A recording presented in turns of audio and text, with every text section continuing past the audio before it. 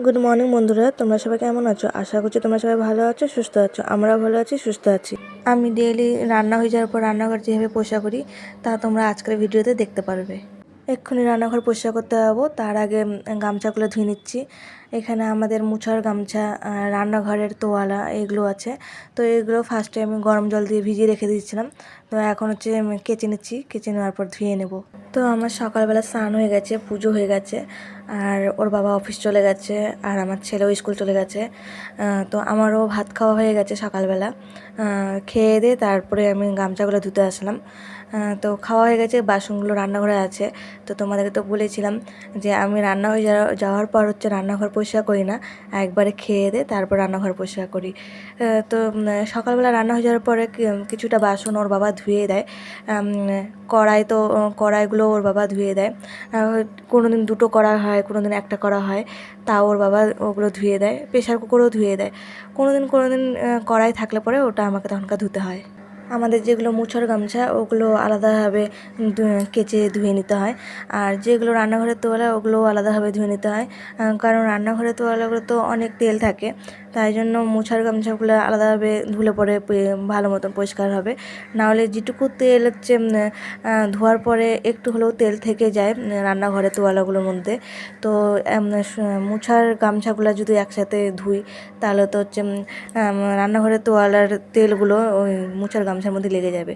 তো তাই জন্য আমি আলাদাভাবেই ধুই। তো গামছাগুলো ধুয়ে মেলে দিলাম। তো এখন চলে যাব রান্নাঘরে। তো এই যে চলে এসেছি। ফার্স্টে হচ্ছে এই যে খাওয়ার বাসনগুলো ধুবো। তো রান্নাঘর পরিষ্কার করার প্রথম কাজ হলো আমার এই যে খাওয়ার বাসনগুলো ধোয়া।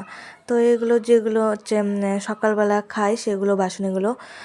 তো রান্না হয়ে যাওয়ার পর যেগুলো বাসন থাকে সেগুলো তো ওর বাবা ধুয়ে দেয়। আর কোনো দিন যদি থাকে বাসন তখন আমাকে ধুতে হয়। তাও থাকলে পরে ওই কড়াই থাকে, না হলে প্রেশার কুকার থাকে, তাও একটা করেই থাকে। কড়াই একটা থাকে, আর প্রেশার কুকার তো একটাই আছে, একটাই থাকে। তো হচ্ছে আজকে যেমন নেই, তো শুধু খাওয়ার বাসনগুলোই হলো। তো আমার ছেলের আর আমারই হচ্ছে খাওয়ার বাসন আছে। আর ওর বাবা তো অফিসেই খায়, সকালবেলাও খায়, দুপুরবেলাও অফিসেই খায়। তো এখন আমি হচ্ছে ফার্স্টে হচ্ছে এগুলো বাসন ধোয়ার আগে আমি বাসনগুলো আগে হচ্ছে এঁঠোগুলো ভালো মতন ধুয়ে নিই জল দিয়ে। তারপরে সাবান দিয়ে মেজে নিই। তো তারপরে হচ্ছে জল দিয়ে বেসিনটাও ধুয়ে নিই, কারণ অনেক হচ্ছে ছোটো ছোটো ডাল হোক, সবজি হোক, যেগুলো হাত দিয়ে উঠবে না, তাহলে আমি হচ্ছে ডাস্টবিনের মধ্যে আমি ফেলে দিতাম। তো ওগুলো তো উঠে না, ওগুলো জল দিয়ে ধুলে পরেই চলে যায়। তারপরে এই যে যেটার মধ্যে আমি বাসন ধুয়ে রাখবো, সেই গামলাটা ধুয়ে নিচ্ছি। তো বাসনগুলো সাবান দিয়ে মাজার আগে বাসনগুলো ধুয়ে নিতে হয় জল দিয়ে। তাহলে হচ্ছে যে এঁঠোগুলো লেগে থাকে সেই এঁঠোগুলো হচ্ছে ধুয়ে চলে যায়। তাহলে স্কচব্রাইটের মধ্যে বা সাবানের মধ্যে সেই এঁঠোগুলো লাগবে না। তাহলে পরিষ্কার করে মাজাও হবে, ধোয়াও হবে। তো ডেইলি বাসন ধোয়ার মধ্যে এই খাওয়ার বাসনগুলো থাকে। তারপরে গ্যাস ওভেনের স্ট্যান্ডগুলো, তো এগুলো ডেইলি ধুতে হয়, মেজে ধুয়ে নিতে হয়। তারপরে হচ্ছে কোনো দিন যদি রান্নাঘরের অন্য কিছু পরিষ্কার করতে হয় তখন হচ্ছে ওগুলো হচ্ছে মেজে ধুয়ে নিতে হয়। যেমন হচ্ছে তেলের বোতল যেটার মধ্যে রাখা হয়, কৌটোগুলো হচ্ছে মানে চিনির কৌটো, চা পাতার কৌটো যেটার মধ্যে রাখা হয়, সেগুলো হচ্ছে কোনো দিন পরিষ্কার করি। তো আজকে করব না, আজকে তো ওগুলো পরিষ্কার করা আছে, তো আজকে করব না। তো আজকে আমি সেলেপের নিচে যেগুলো মাছের বাজার রাখা হয় যেগুলো বালতিতে, সেগুলো আজকে পরিষ্কার করব। তো হচ্ছে সবার ফার্স্টে আমাকে রান্নাঘর পরিষ্কার করার আগে বাসনগুলো ধুয়ে নিতে হয়। বাসনগুলো ধোয়ার পরে তারপর আমি গ্যাস মুছে নিই। কারণ আমাকে বাসনগুলো আগে ধুতে হয়, কারণ হচ্ছে এখানে তাহলে বেসিনটা আমার ফাঁকা থাকে। তাহলে যে কাপড় বারবার ধুয়ে ধুয়ে আমাকে যে গ্যাস মুছতে হয়, স্লেপ মুছতে হয়, তার জন্য আমার অনেকটা সুবিধা হয়। এখন ধুয়ে গামলার মধ্যে রেখে দিচ্ছি বাসনগুলো। তো এখানে ধুয়ে রাখার হচ্ছে বাসনগুলোই রাখি এই গামলাটার মধ্যে। আবার যখন জলটা ঝরে পড়ে যায় তখন আমি হচ্ছে বাসন রাখার র্যাকের মধ্যে রেখে দিই বাসনগুলো। তো এই গামলাটা শুধু ইউজ করি আমি এই যে ধোয়া বাসনগুলো রাখার জন্য। তো এটা আমার ডেইলি করতে হয়। সকালবেলার বাসনও এটার মধ্যেই রাখতে হয় ধুয়ে, দুপুরবেলার বাসনও, রাত্রেবেলার বাসনও। তো এটা ডেইলিই হয়। তো এখন আমি গ্যাস ওভেনের স্ট্যান্ডগুলো খুলে নিচ্ছি। তো এগুলো এখন সাবান দিয়ে মেজে নেব। তো তো গ্যাস ওভেনের স্ট্যান্ডগুলো ডেইলি খুলে সাবান দিয়ে মেজে ধুয়ে নিতে হয়। তাহলে হচ্ছে ভালো মতন যেগুলো হচ্ছে সবজির ডাল হোক, ভাতের মাড় হোক, যেগুলো পড়ে ডেইলি তো একটু একটু করে পড়েই, কখনো ভাতের মাড় পড়ে, কখনো ডাল পড়ে বা কোনো সবজি পড়ে, তো অনেকটা লেগে যায়। যেগুলো হচ্ছে পরে হচ্ছে যখন আমার গ্যাসটা মুছতে হয় তখনকার অনেকটা শুকিয়ে যায়। তো শুকিয়ে গেলে পরে কাপড় দিয়ে মুছলে পরে তেলটাও লেগে থাকে, তারপরে সবজিটাও ভালো মতন লেগে যে থাকে, ওটা উঠে না। তাই জন্য স্ট্যান্ডগুলো একবারে কী করে কিছুটা ভিজিয়ে রেখে দিই। কোনো দিন যদি বেশি পড়ে স্ট্যান্ডের মধ্যে, তাহলে ওটা ভিজিয়ে ফার্স্টে রেখে দিই, তারপরে সাবান দিয়ে মেজে ধুয়ে নিই। আর যদি আমি শুধু কাপড় দিয়ে মুছি, তাহলে কি বলো তো, স্ট্যান্ডের মধ্যে কিন্তু যখন ভাতের হাঁড়ি বসানো হয় বা কড়াই বসানো হয়, তখন কিন্তু পিছলা হয়ে যায়। তাই জন্য একবারে ভালো হয় যে সাবান দিয়ে মেজে ধুয়ে নিলে পরে অনেকটা ভালো পরিষ্কারও থাকবে, আর হচ্ছে পিছলাও হবে না। তো সব যখন বাসন ধোয়া হয়ে যায়, তারপরে আমি গ্যাস মুছতে চলে আসি। মানে গ্যাস মুছা হয়ে গেলে পরে তারপরে আমি স্ল্যাবগুলো মুছে নিই। তো যেখানে হচ্ছে তেলের বোতল, জলের বোতল এগুলো থাকে, ওগুলো সরিয়েও আমি মুছে নিই। আর তারপরে হচ্ছে এই সাইডে যেমন হচ্ছে বাসনের গামলাটা সরিয়ে তারপরে এই দিককার স্ল্যাবটা মুছে নিতে হয়। তারপরে মুছে নেওয়ার পরে এদিকে স্ল্যাবটা মোছার আগে আমি হচ্ছে একবার ভাতের হাঁড়ি, তারপর ডালের হাঁড়ি, সবজির সসপ্যান, এগুলো সব মুছে নিতে হয় কাপড় দিয়ে। যে কাপড়টা দিয়ে আমি গ্যাস মুছি, সেই কাপড়টা দিয়ে কিন্তু আমি ভাতের হাঁড়ি, সবজির সসপ্যান এগুলো মুছি। তো রান্না হয়ে যাওয়ার পরে ভাতের হাঁড়ি, তারপরে সবজির গামলা, এগুলো কিন্তু একটু করে হচ্ছে মুছে নেওয়া হয়। কিন্তু খুব ভালো মতন মুছে নেওয়া হয় না, কারণ অনেকটা তাও লেগে লেগে থাকে। সবজি মানে ডাল কখনো পড়ে যায়, গামলার মধ্যে হোক, হাঁড়ির মধ্যে হোক, একটু মানে কোনো না কোনো কিছুর হচ্ছে দাগ লেগেই থাকবে। ভাতের মাড়ের হোক, একটু দাগ লেগেই থাকবে, কারণ আমি সকালবেলা দিকে রান্না হয়ে যাওয়ার পর পরিষ্কার করি না অত ভালো মতন। হালকা করে লেগে থাকলে পরে পরিষ্কার করে নিতে হয়। তো ভালো মতন পরিষ্কার, এই যে আমি যখন হচ্ছে রান্নাঘর পরিষ্কার করতে আসি, তখনই আমি ভালো মতন পরিষ্কার করে নিই। তো সবার লাস্টে আমি বেসিনটা সাবান দিয়ে পরিষ্কার করি। সব বাসন ধোয়া, তারপর গ্যাস মোছা, সেল মোছা, এগুলো কমপ্লিট হয়ে যাওয়ার পরেই লাস্টে বেসিনটা পরিষ্কার করি। তাহলে বেসিনটা হচ্ছে পরিষ্কার দেখতে লাগে। কারণ আমি যদি মাঝখানেই মানে বাসন ধোয়ার পরেই বেসিনটা সাবান দিয়ে ধুই, তাহলে যে মোছার সময় যে কাপড়টা হচ্ছে দিয়ে বারবার হচ্ছে জল ধুয়ে মুছি, গ্যাসটা যে মুছি, সে তেলটা কিন্তু একটু তাও হচ্ছে বেসিনে হচ্ছে পড়বেই। তো তেল তেল একটু দেখতে লাগবেই। তার জন্য সবার লাস্টেই আমি বেসিনটা পরিষ্কার করি। তো বেসিন ধোয়ার জন্য আমি যে সাবানটা ইউজ করি সেটা হচ্ছে হ্যান্ড ওয়াশ। কারণ আমি হচ্ছে বাসন মাজার আর সাবান ইউজ করি না। কারণ একবারে তাহলে অনেকটা আমার সুবিধা হয়ে যায়, একবারে হচ্ছে ওখান থেকে হাত দিয়েও আমাকে ধরতে হয় না। কারণ বেসিনটা ধোয়ার সময় যে স্কচব্রাইটটা আমাকে ইউজ করতে হয়, ওটা বেসিন ধোয়ার স্কচব্রাইট। তো বেসিন ধোয়ার স্কচব্রাইটটা হাত দিয়ে ধরলে পরে তারপরে আমি ওই হাত দিয়ে আমি বাসন মাজার সাবান ধরি না। তাই জন্য আমি হ্যান্ড ওয়াশ দিয়েই বেসিনটা পরিষ্কার করি।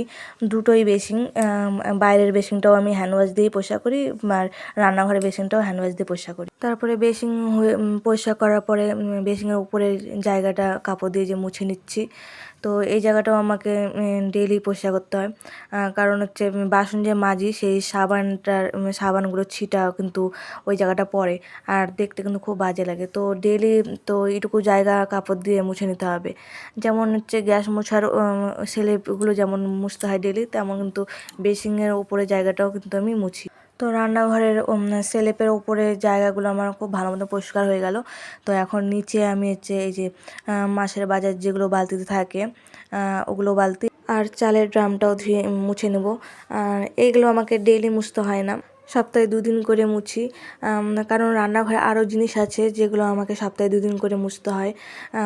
ডেইলি মুছার সেরকম সময় হয় না, আর হচ্ছে অতটা নোংরাও হয় না যে ডেইলি মুছবো। তো নোংরা যেটুকু থাকে সেটুকু মেনে নিতে হয়, কারণ সংসারের তো আরও অনেক কাজ থাকে।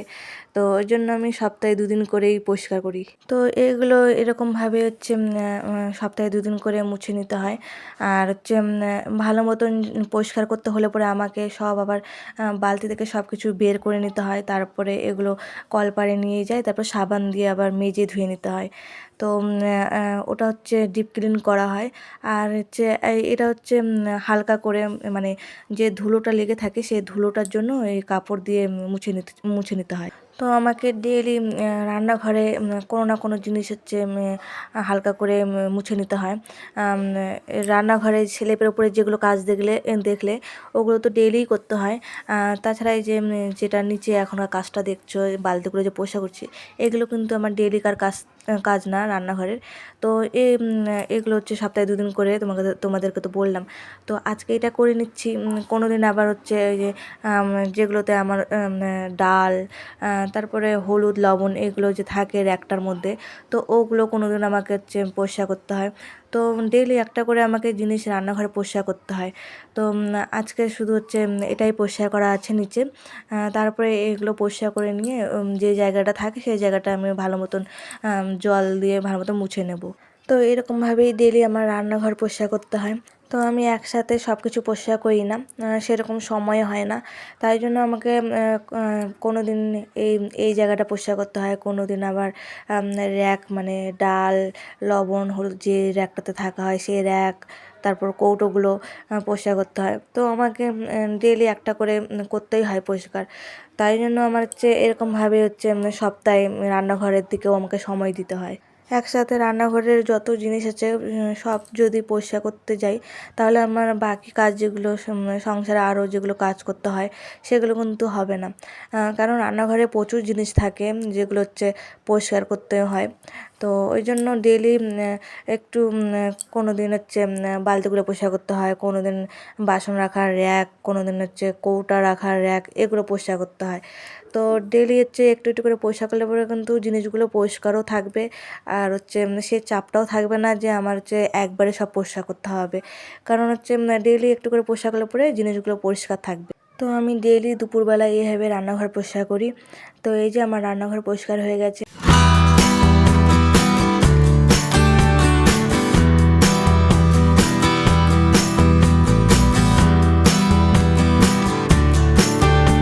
তো এখন সন্ধ্যাবেলা চলে আসলাম। তো এখন ম্যাগি বানাবো। তো আজকে ম্যাগিটা আমিও খাবো, ওই জন্য হচ্ছে পেঁয়াজ লঙ্কা কেটে নিচ্ছি। তো ড্রাই ম্যাগি বানাবো, ওর জন্য পেঁয়াজ লঙ্কা ডিম দিয়ে বানাবো। তো আমার ছেলেও খুব ভালোবাসে এরকমভাবে ম্যাগি বানিয়ে দিলে পরে। তো ফার্স্টে এখনকার হচ্ছে পেঁয়াজ আর লঙ্কাগুলো ধুয়ে নিলাম, তারপরে এখন কুচি কুচি করে কেটে নিচ্ছি। তো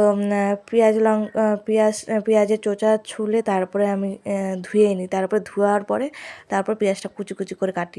তো এরকম ম্যাগিটা হচ্ছে বেশিরভাগ করি না, কারণ আমার ছেলেকে জল যেটাতে থাকে মানে শুধু মশলা দিয়ে যেটা বানায় শুধু জল থাকে, ওটাই আমার ছেলেকে বানিয়ে দিই। তো ওরকমভাবেই খাওয়াই। তো আজকে যেহেতু আমি খাবো, তো আমি যেদিন খাই সেদিনকাই এরকমভাবে বানাই।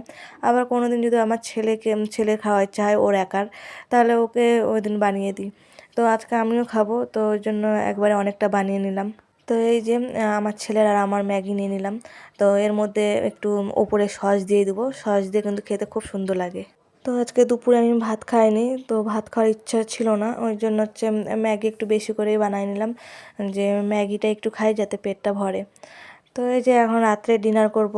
তো এই যে আমার ছেলের ডিনার হয়ে গেছে, এখন ওর বাবা আর আমি ডিনার করে নেব। তো বন্ধুরা, ভিডিওটি ভালো লাগলে লাইক সাবস্ক্রাইব করে দিও আর একটি করে কমেন্ট করে দিও। টাটা বন্ধুরা, গুড নাইট, দেখা হবে নেক্সট ভিডিওতে।